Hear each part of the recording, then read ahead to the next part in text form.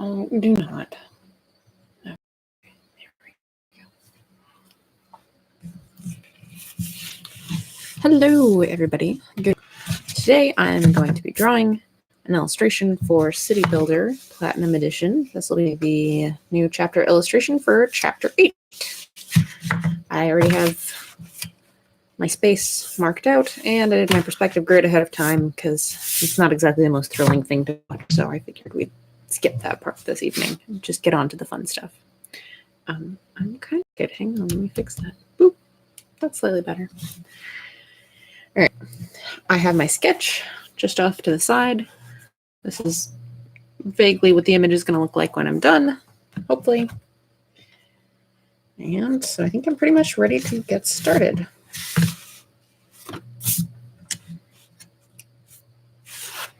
I'm trying to optimize everything. All this shuffling going on out of frame is me trying to find the best place to put things so that I can see them while I am drawing. There we go. Okay. So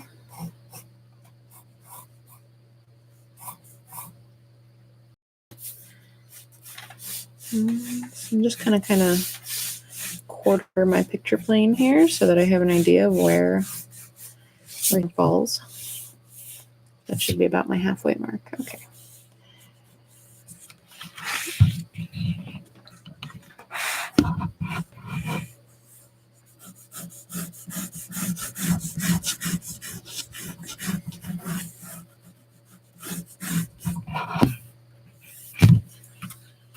Let's see. Get some of these elements in place here. Big old globe in the corner.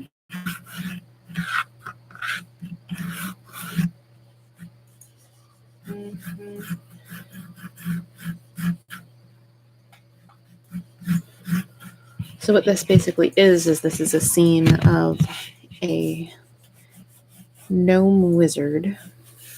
We're going with some basic fantasy type stuff.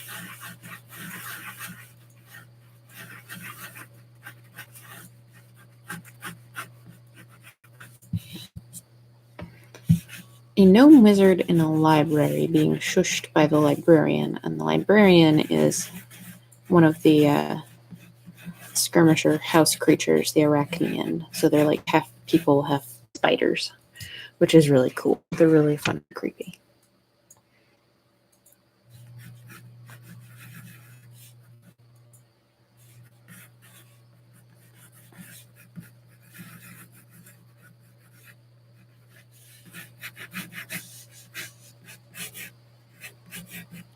All right, you can see I'm going to have to move the edge of that table because that came a little bit too far down for where I kind of want this figure. That's okay. We can adjust these things.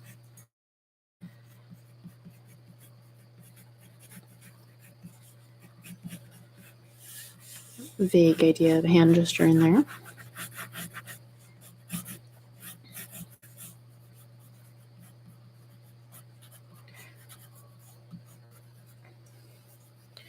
This stage is totally for not being committed to where you put any particular line. So now is the time to decide that that's not where I want the edge of the table, and I'm going to move it. Actually, I think I'm going to get all the way, not quite that far. Kind of like to here. Yeah, I think I like that better.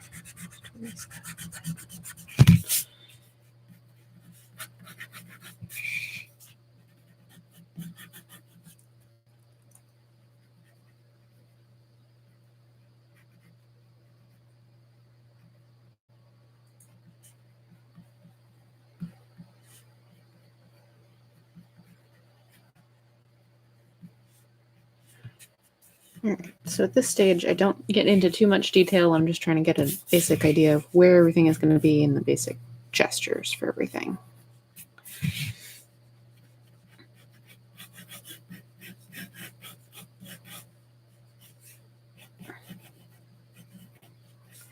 So just a little bit of an explainer of what's going on with why this image is what it is while I'm working on some of these props up front here is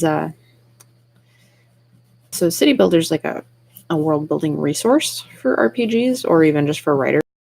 I recommend it to all the time as well. It's a really useful resource of just different places that you might use in a city so that your adventuring party doesn't have to just go to the tavern all the time. There's other things that they can see and do and interact with in the city, and lots of different adventure hooks that could come from that. So it kind of just gives you a lot of options that maybe you wouldn't necessarily think of, good resources for what these different places could be like, what they could look like in different settings. And it's just really cool. It's a really cool resource to have. And that book is really oddly proportioned. I'm going to fix that a little bit. And so this is for a particular called, each chapter has different types of places. So you have like craftsman places or mercantile places or that sort of thing. And this one is for, I lost it. Scholarly places. I was like, word in my head just 2 seconds ago and it ran away. Scholarly places. So while I was working on figuring out what we were doing for these new illustrations that I'm doing for the re-release of City Builder, because City Builder's been out for a long time, but now we're making it new, better for this Kickstarter campaign, updating a lot of information, adding a bunch of new places, putting in all new artwork, and just generally making an even better and more polished product than it once was. So while we were talking about what I was meeting with Mike and Brenda and trying to figure out what are we going to do for all of these different images for all the new chapter headings. And when we discussed, and we were just kind of brainstorming different ideas for each chapter. And when we discussed scholarly places, we're like, well, the image that we have there now is some guy studying in like a library. We can do something like that. We can still have it be like a library. And then we're like, well, what if we made it a little bit more fantasy and a little bit more unique and interesting that way? And I don't remember who suggested that we have an Arachnean librarian, but I instantly just latched onto that idea and was like, yes, that is what we are doing. That is what I am going to draw, because that sounds amazing.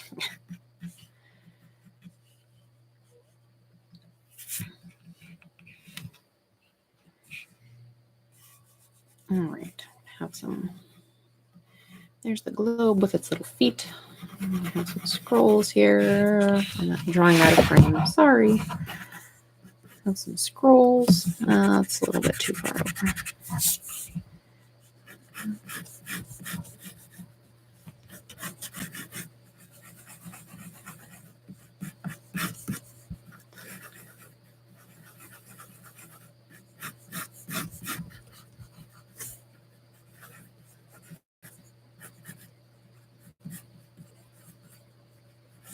Type with the big fancy handle on it.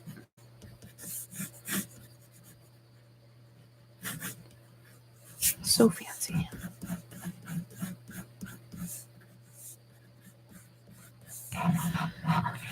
See, and I wanted to have like a lantern that he's using to see by over in the corner as well.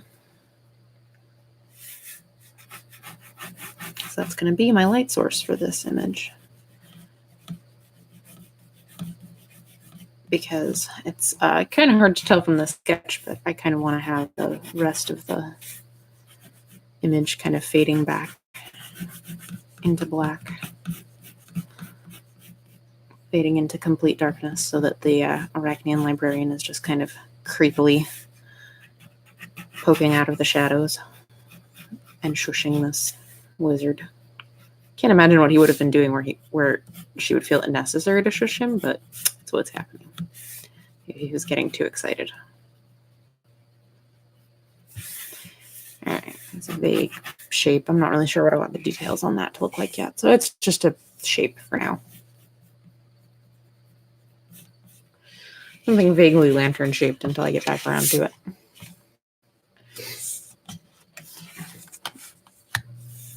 All right, so similar to when drawing furniture because we're going to have the Arachnian librarian kind of climbing the shelves, like she's kind of hanging off of them. So I want to put the shelves in first so that I know where her limbs are going to be anchored to. Because if I try to do it the other way around, I'll end up with really weirdly spaced shelves.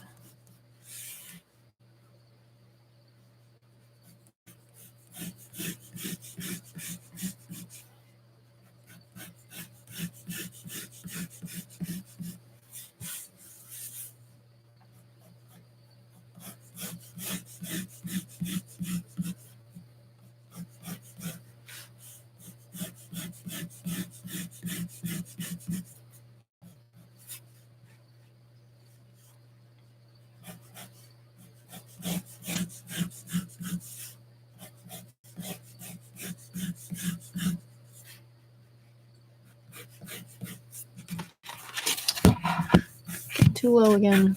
All right.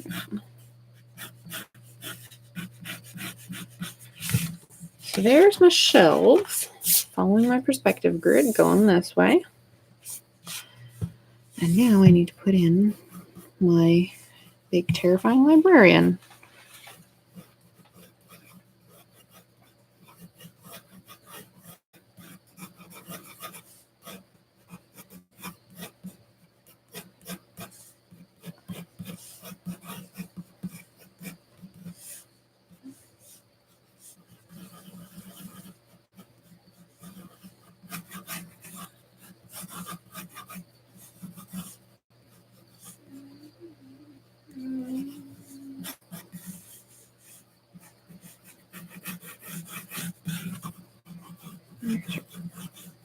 Yeah, I think I'm going to move that slightly so it's not running into that. Trying to get where her big spider abdomen is supposed to be.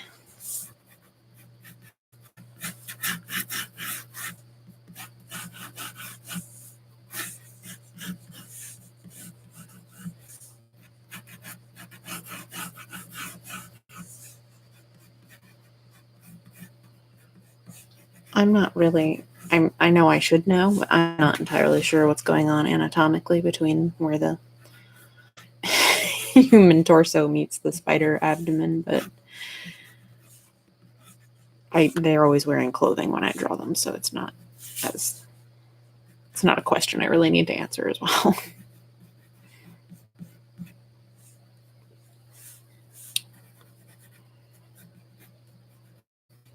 So yes, there was whenever, maybe it was Brenda who threw out this idea. I can't remember. Mike or Brenda are going to have to tell me if they remember. But because I think at first Mike was kind of hesitant because he was like, that sounds awfully whimsical. And I was like, I don't care. I love it. I want it so much.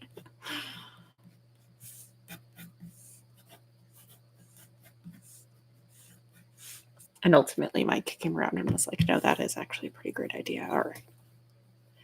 Y'all win.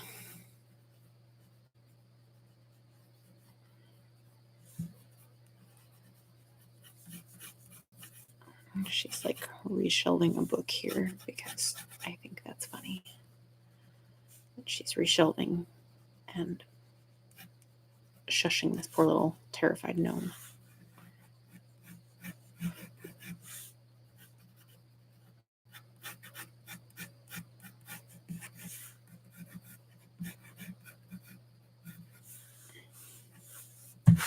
And now I have to figure out where to put all of her creepy legs. Where are all her creepy legs going to go?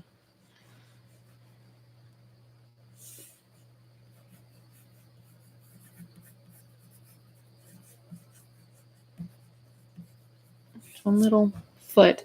I have up on my screen my drawing of an Arachnian from before because I need to remind myself where these go, where all these legs go, and how many segments they have and everything else. I think I based it off a wolf spider.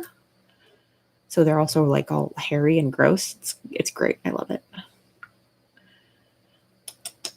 Yeah, let's see. We've got 1, 2, 3, 4 leg segments and abdomen. So, and the major bend is halfway through that. Okay. Good to know. So there's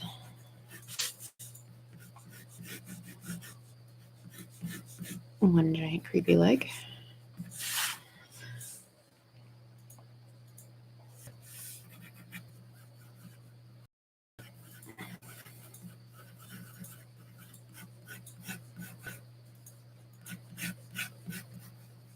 At least a couple of these are probably going to be a little bit out of frame.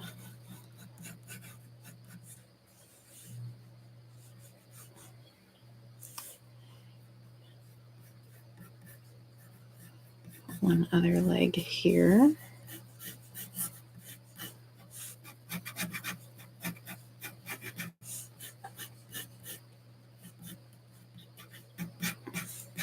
Okay, racing behind her.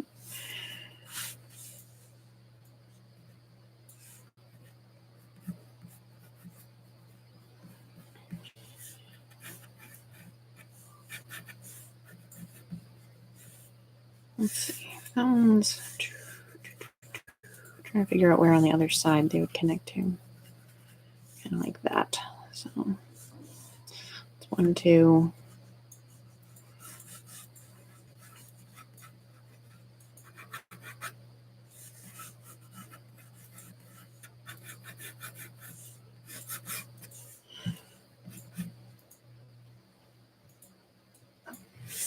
Move that forward ever so slightly. Let's see how I like that. I could even have it down here. Oh yes, I think that'd be fun.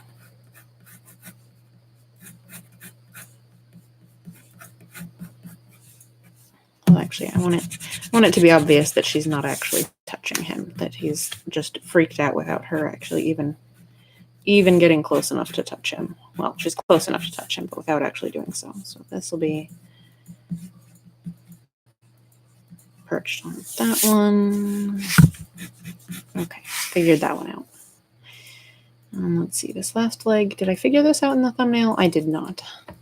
Did I give her? Did I have? Wait. No, they only have 6 legs. Okay. Because they have 2 arms. That's right. That's where the other. That's where all 8 limbs come from. Because otherwise they'd be like lobster people and not spider people if they had arms and also 8 legs. I remember now. There was logic to this of some variety.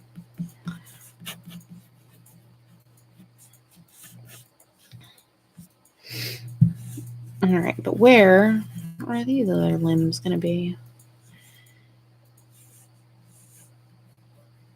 I think at least one of them should also be braced on this.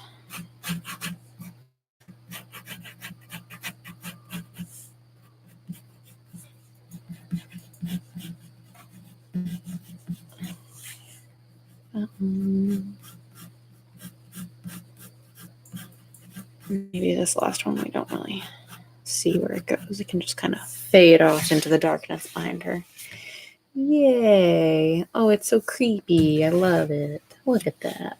Look at how creepy she is. That's amazing. All right. So now there's also going to be other books here, which will get a little bit tedious to work on, but oh well.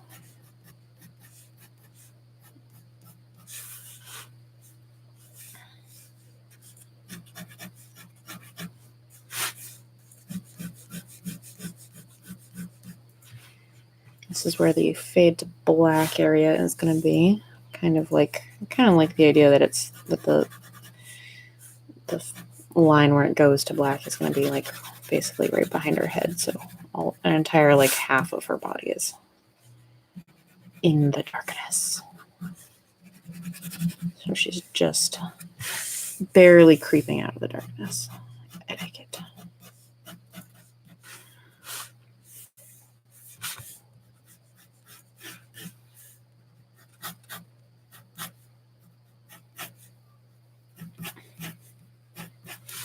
I know some people have serious problems with spiders, and I'm sorry.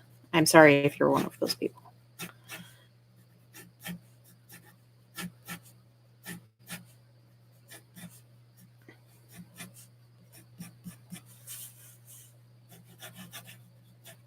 All right, we're gonna do maybe some books, and then but also just to keep things interesting for me, some scrolls right there. On top of that book still needs to follow this perspective line, so don't forget that.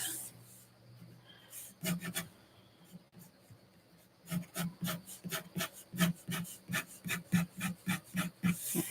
gonna make myself too crazy with this at this point.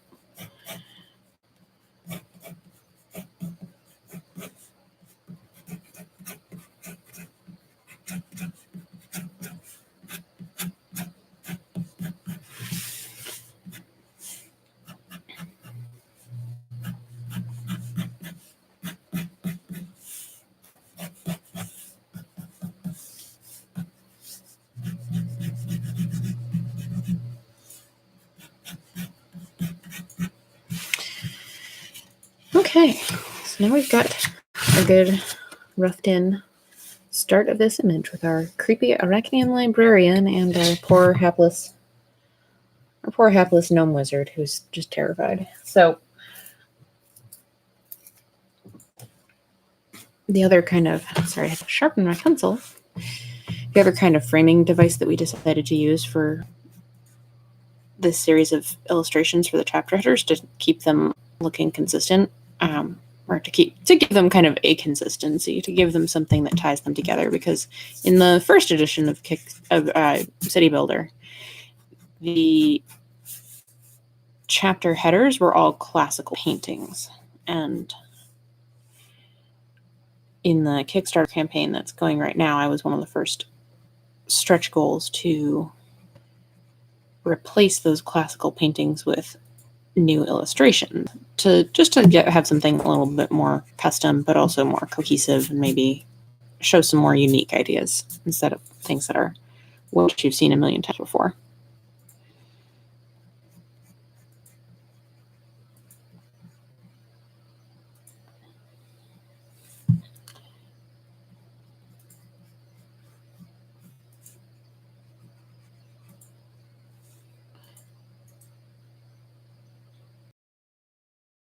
Sorry, I just got really intense drawing this face and lost my train of thought there for a minute.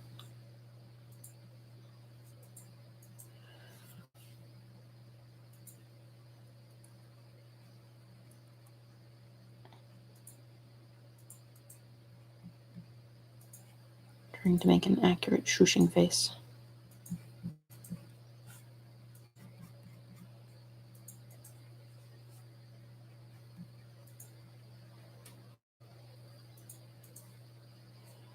I'd say that's a pretty accurate shushing face. Shush. Anyway, where was I? So part of what we wanted to do was, in addition to having totally new illustrations just because that would be cool, and it's cool to have something custom for the book. The other thing was that we decided to have a group, like an adventuring party, that some or all of the party appear in each chapter header. So you get this kind of continuity of, this is a place that these are all places that this adventuring party is visiting in the course of their adventure for some reason, which is really, really cool. It's been a lot of fun, and there's a couple of them where the wizard is by himself. I guess the wizard is that one player that just wanders off mid-campaign, like mid-session, and you're just like, where did they go? Where are they? Oh, I'm off doing this instead. But why? Like, the rest of us are having an adventure over here. Yeah, but I wanted to do this. That's what my character really is interested in doing right now.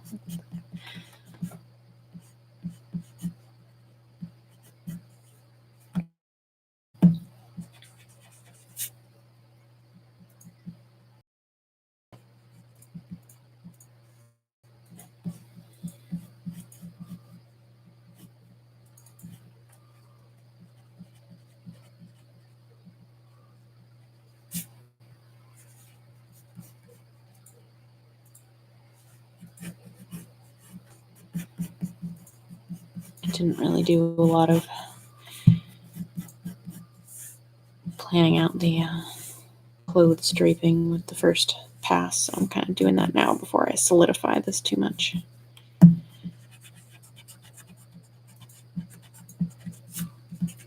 I basically just draw the form underneath first, and then on the next pass go and figure out how fabric would be folding and deforming around it.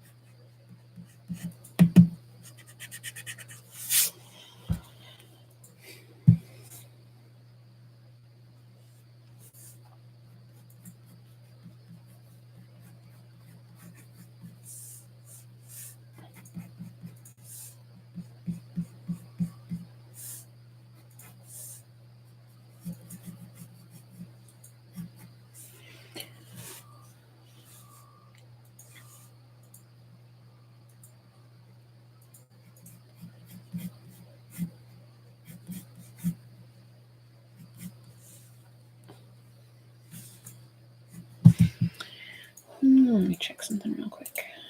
Okay. I think just checking my reference images again of the last time I drew these guys, which was a couple of years ago.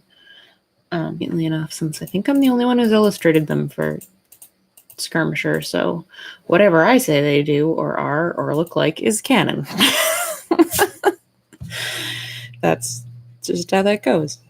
You're the only one who's gotten to draw them for whoever came up with them. Well, then I say that they do tend to do this, so I guess that's what they do.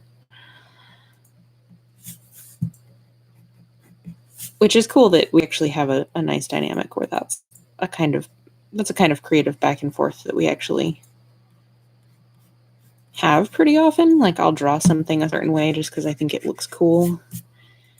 And then a lot of times Mike especially Mike Verhola, who's one of the co-owners and head developers and writers and everything. But look, there's only so many people who work for Skirmisher, so we all wear a lot of hats. But Mike will very frequently be like, oh, I noticed that you did this. Is there a reason for it? Well, I mean, maybe this, but I just thought it looked cool. Okay, well, I'm going to say that this is, I'm now going to make this canon. I'm going to make it a thing that's happening for this reason. Well, okay, cool.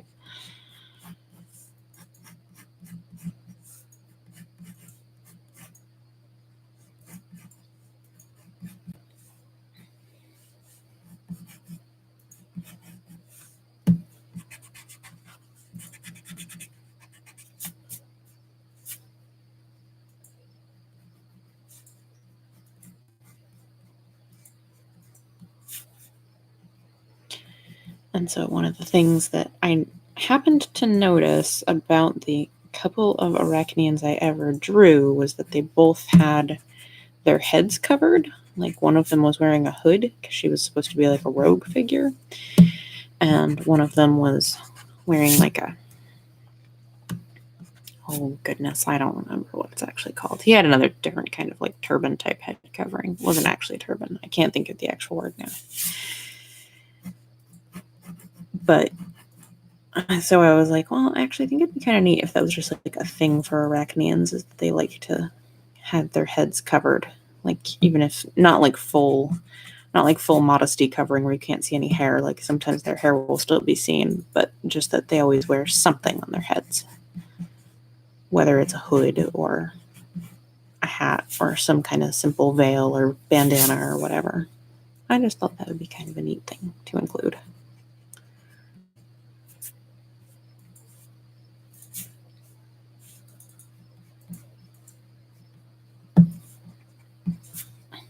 And so this librarian's wearing a type of veil.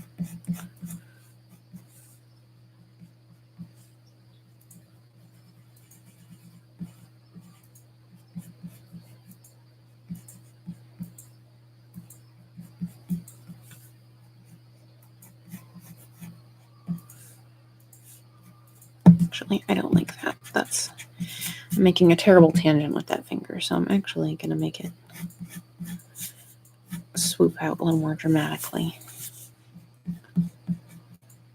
Because if your options are make a tangent, almost make a tangent, or avoid it as wildly as possible, you should always go for avoid it as wildly as possible if you can.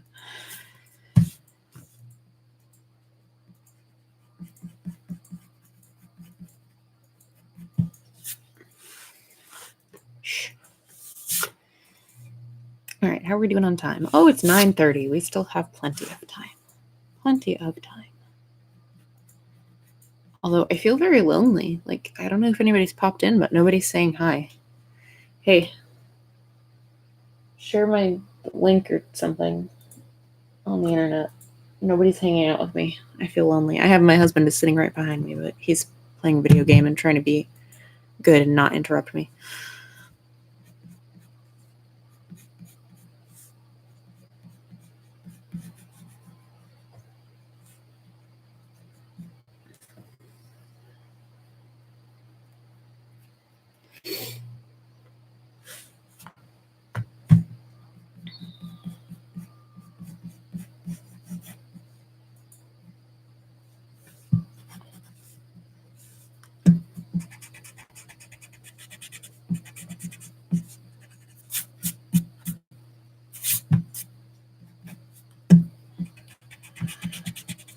We're going to make this kind of like, I'm trying to figure out how I want this garment to look. Yeah, I think we're going to do it this way.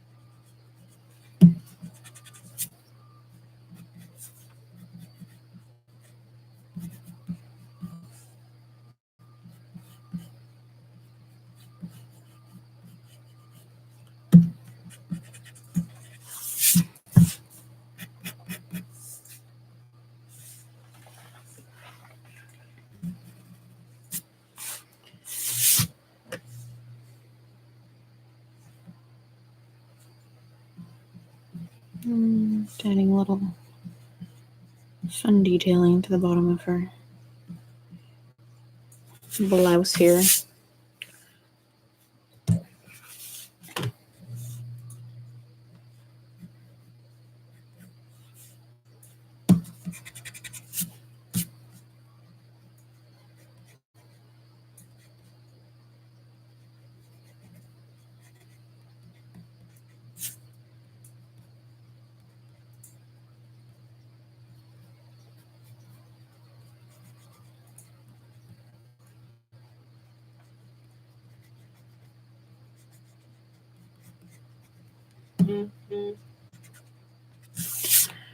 All right. Yeah, I don't like that gesture. Hold on. Let's fix that.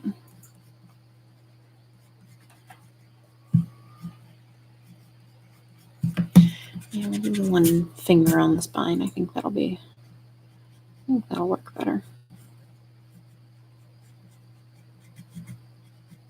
Yeah, I'm liking that a lot better.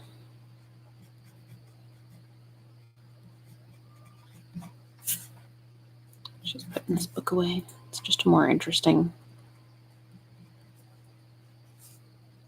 looking pose.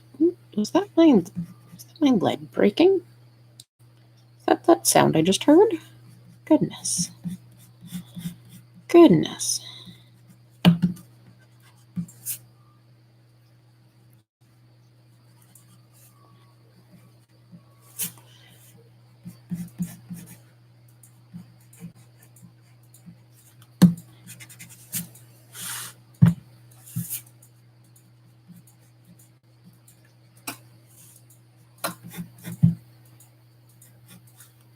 I think that one's a little bit longer than the other one. Yeah, there it is. Let's shorten that up a wee bit.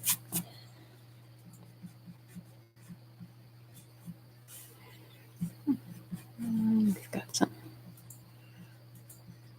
cute embellished cuffs. Just got like almost a lace edging going on here.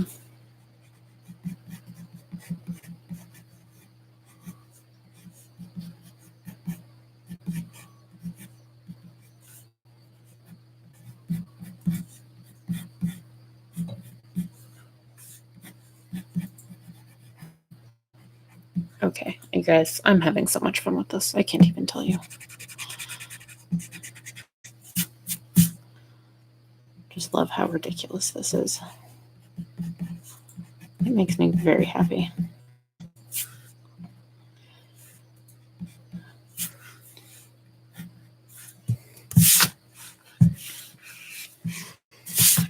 All right, now it's time to start working on her creepy spider legs. I need to sharpen my pencil again.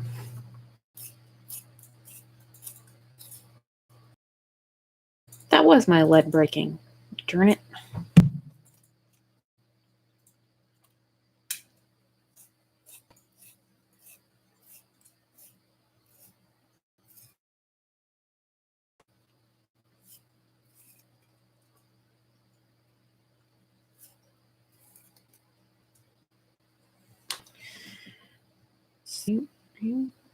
Okay, I think we're good for now anyway. We'll see. This particular pencil has been giving me grief. I like these blue pencils. I like the way they work into my workflow as far as the reason why I use the blue pencils, aside from they're really kind of creamy and nice to draw with, is that if I do my pencil work in the dark blue or pink and red in the case of the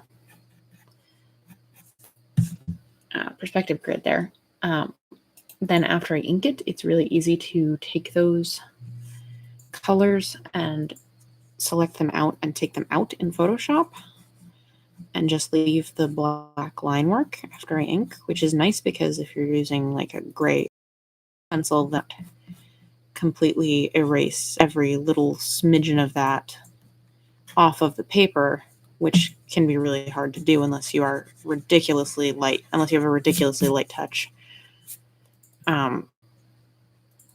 Which you should have when drawing, but let's be real, we don't all.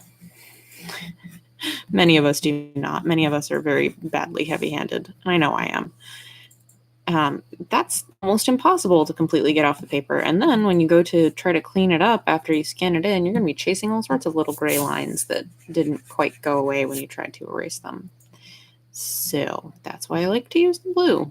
But the one thing is that these things are so fragile. Like these leads, if you like drop the box that they're in before you get them, then a lot of times that pigment all the way through here is cracked all over the place. And so as you're sharpening it, you'll sharpen it and then the whole tip will just fall off because it's already broken inside before you even start using it. And you have no way of knowing if something like that happened in the warehouse or in shipping or anything else. So that can be pretty frustrating because they're not cheap either. And I experimented a little bit with, you can get a similar blue lead, not the Prismacolor Colorase, but a similar one from Staedtler that looks pretty close. It doesn't feel quite as nice, and it was just a refillable lead for one of these pencil holders, and I liked it okay. I still have a bunch of it because I didn't use it all before I got another box of these and was like, yeah, I think I had like an order. I think I had an art supply order where I just needed like $5 more to get free shipping. So I just threw in a box of these. So now I have more of these again. So I don't know. I liked them okay. I'm not really sure that they were any more economical, and they were still very fragile. So I don't know as it really gave me a solution to getting boxes of these that are already broken.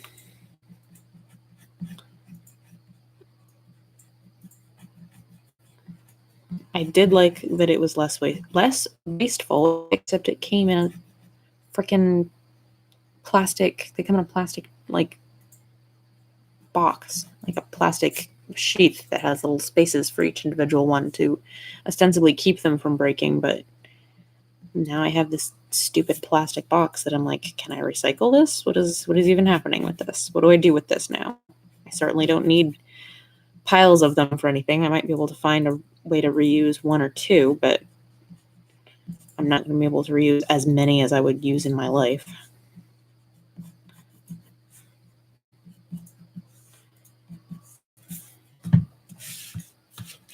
It's a conundrum. I'm going to have to get something circle shaped to trace to keep that. That's not quite not quite perfectly round right now. Also, this leg is fat.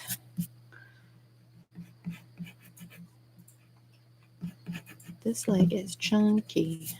Now that's better. Chunky. Just got a chunky leg.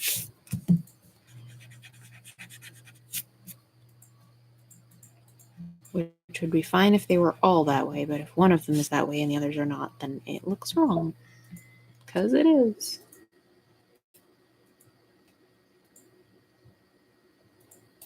Trying to. Is that gonna work or no? Okay, cool.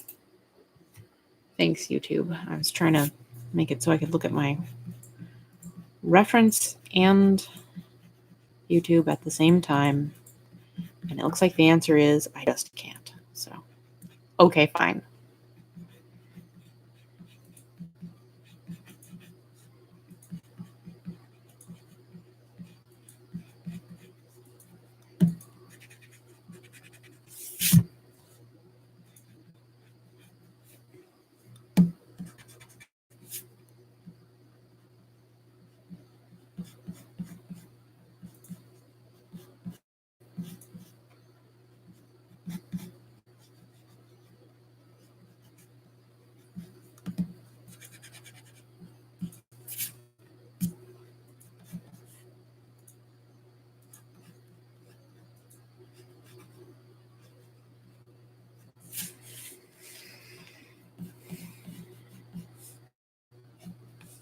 Big, wonderful, creepy spider abdomen. Oh, I love how creepy it is. It's so wonderful. These guys are so much fun to draw. Like it's very fiddly and tricky doing all the legs and everything, but they're just so much fun.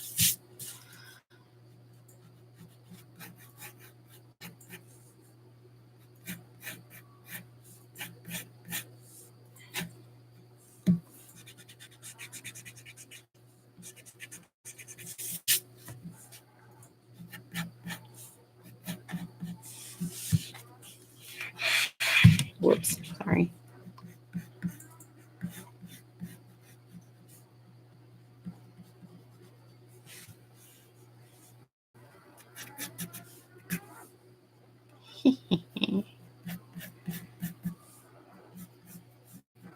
There we go. There's your creepy spider body. I love it.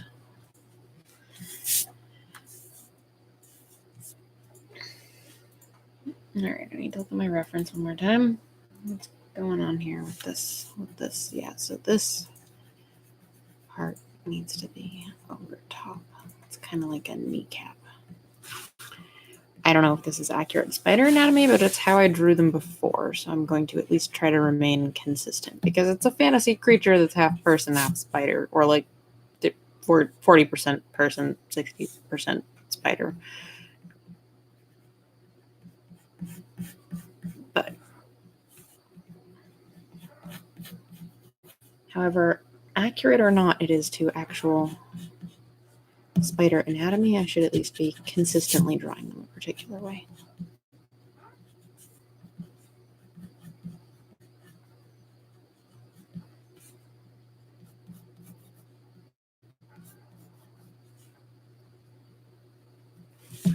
That needs to come down to a skinnier little ankle.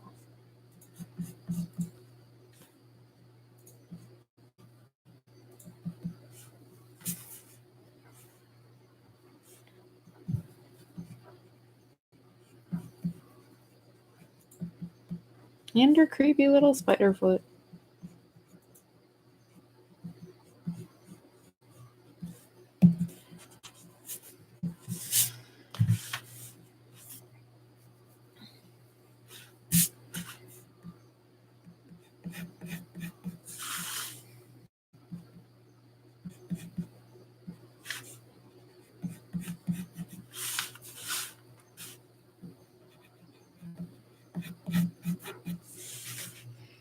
All right. There we go. That's better. Hee hee hee. There's this other leg going on behind her. Which it's not very.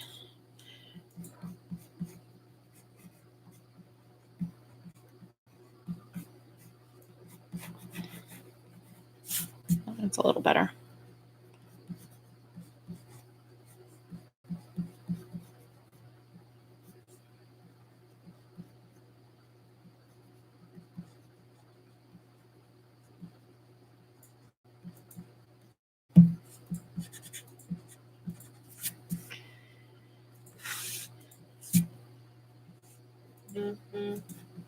Creepy spider-footed lady.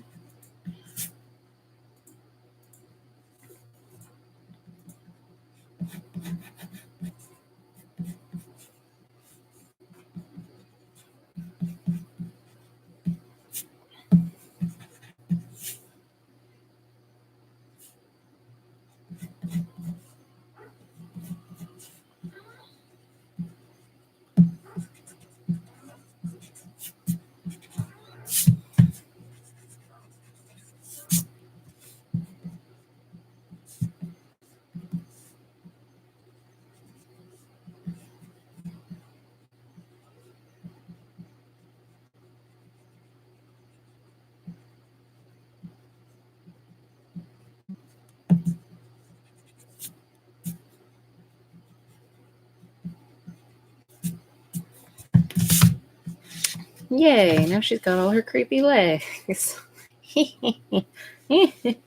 I'm sorry if spiders bother you and you accidentally tuned into this. Although I would think if you had, you would have quit by now.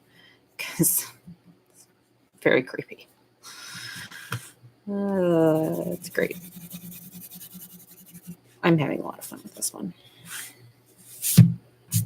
All right, I need to find something circular to trace for this. So I'm going to leave that alone for right now. I have the big overlapping part, but I know that's not actually a true circle. I can tell just by looking at it. It's kind of squashy.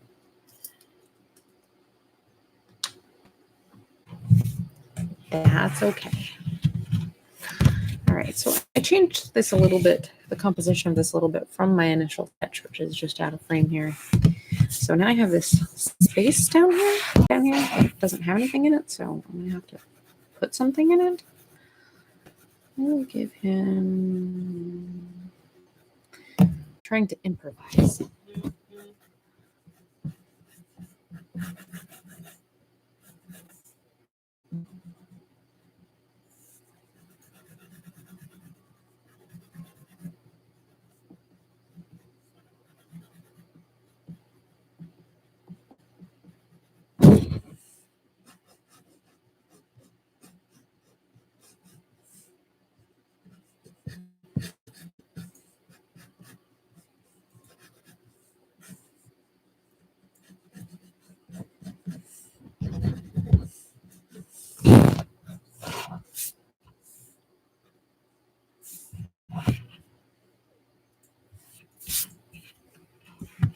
All right, so I added a couple little props up in the front there. Got like another book, a little inkwell, some other papers underneath his book. But I'm actually going to work on our little gnome wizard for the last 10 minutes or so here. I'll probably get him done in that time. Although I think I'm gonna have to look in my reference to see what he looks like.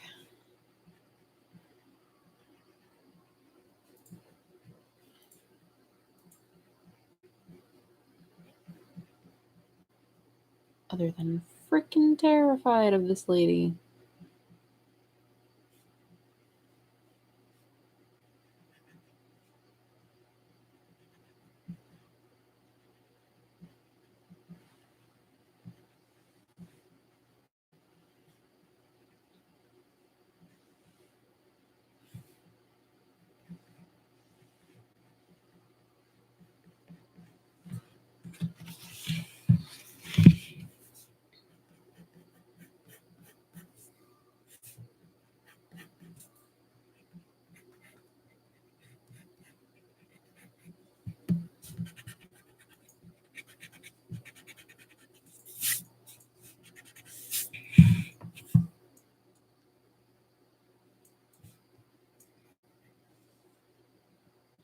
Yeah, that's definitely the smile. Please don't come any closer.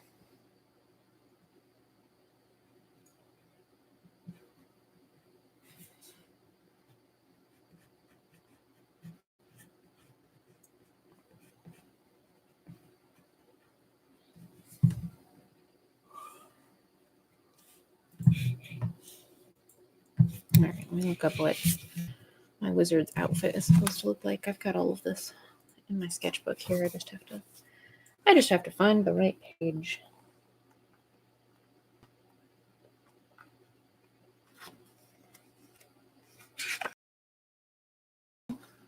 Adventuring party. Designed and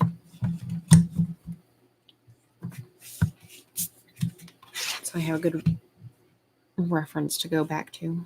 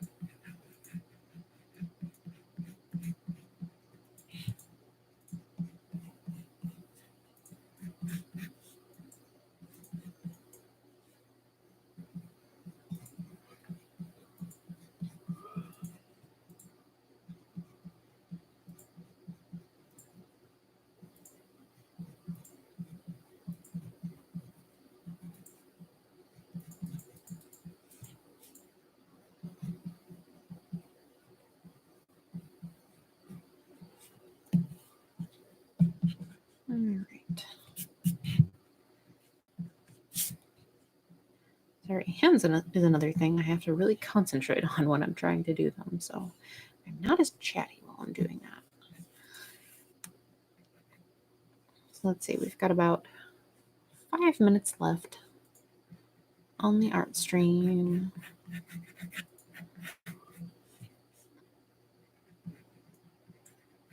So there are still a couple of days left in the City Builder campaign. So you can, on Kickstarter, I'll put the link in the description of this video, and you can still get in on it. You still have a little bit more time.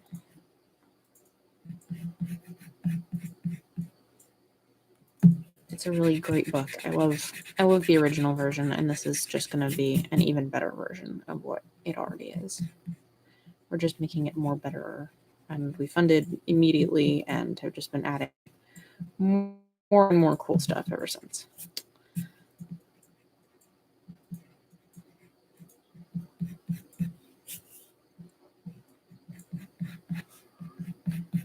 So there's that. Campaign's ending in just a couple of days, though, so we're almost to the finish line.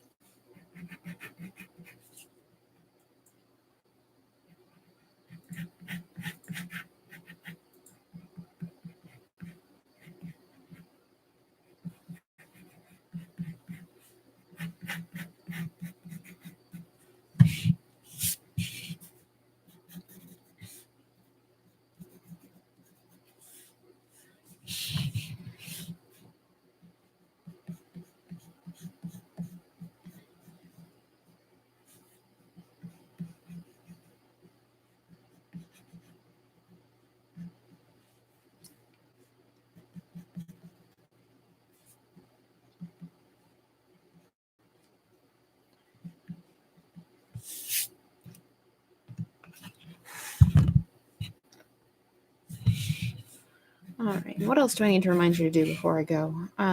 Yeah, if you haven't already, make sure that you like this video and subscribe so that next time I go live, you can hang out with me. The YouTube will tell you, hey, Amanda's going live. Come and hang out with her while she draws because she likes having people to chat with.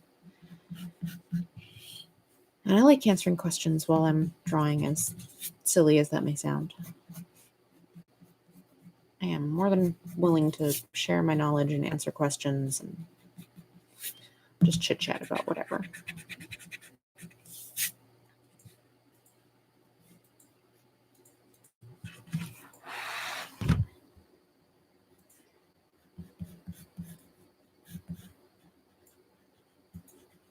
Of course, if you follow me on any other kind of social media platforms, then I'll usually let people know when I'm about to do this as well.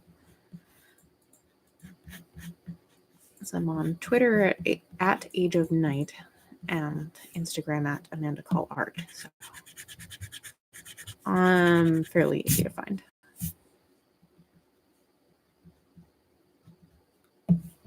Boop.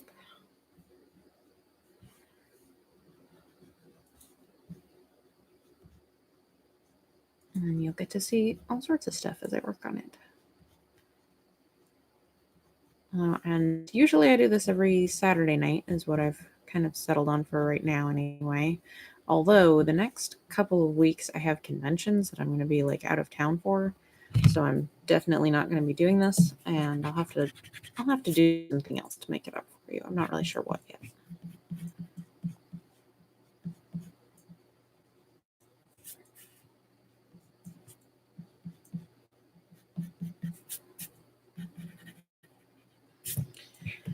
All right, so I think that's going to do it for this evening. We went from nothing but a perspective grid to having the whole thing roughed in, and now we've got both of our major figures in place. We've got everything roughed in. I've got a lot of detail to kind of hammer in on the background here and nail down a lot of what else is going on in this scene to really make it obvious that we're in a library. But that is going to do it for this evening. So thanks everybody who came and hung out with me and watches this video later on in archive, and I will see you next time.